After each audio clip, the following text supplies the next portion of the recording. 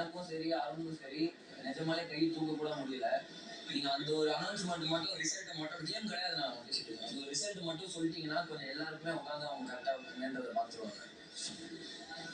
ஏன்னா நீங்க 2 ரவுண்டுக்கு அப்புறமா ஒரு எலிமினேஷன் இருக்கு அப்படின்னு நீங்க சொல்லியிருந்தீங்க. இது 3வது ரவுண்டாவது போயிடுச்சு. அப்படி ஏதாவது இருந்துச்சு அப்படின்னா கொஞ்சம் எங்களுக்கு சொல்லுங்க. அது அது யூஸ்ஃபுல்லா இருக்கும். Thank you boss. Love you. எல்லாரும் வேற எது சொன்னா இது விட்டுடுடா.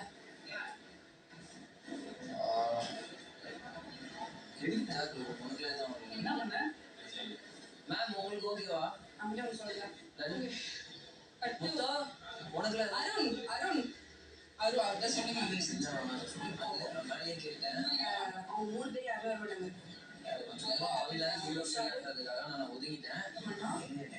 அது எலிமினேட் ஆட்டா ஓகேலாமா?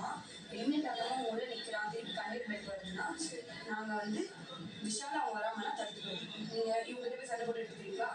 விஷால தடுத்துட்டு சரி இங்க வா. விஷால் நீங்க எலிமினேட் அப்பா அவங்கதான் பேசுங்க. எப்படி ஆனாலும் ஏதோ அடிப்படுதா?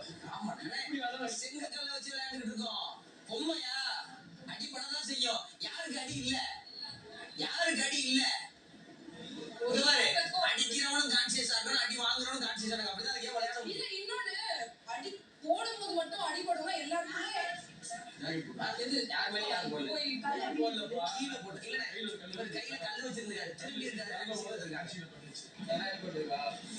ஓகே இல்ல பிரச்சனை இல்ல. வலி இல்ல சொல்லியா ஒரு மாதிரி நீ ஏன் அவங்களோட கல்லை எடுத்து போய் விட்டு சொன்ன? அவங்க அது தப்புங்கிறாங்க. யார் தப்பு? எங்க எடுத்து அங்கன்னா ஏன் அவங்க டாப் செட்ஸ் பார்த்தாலும் ஒன்னும் இல்ல சொல்றாங்களா? அதாவது கல் சுத்துது அப்படி கேட்டாங்க, அதெல்லாம் சுத்தலாம் இல்ல இது ஸ்கிராட்ச் ரத்தம் இங்க வந்திருக்கா? இல்ல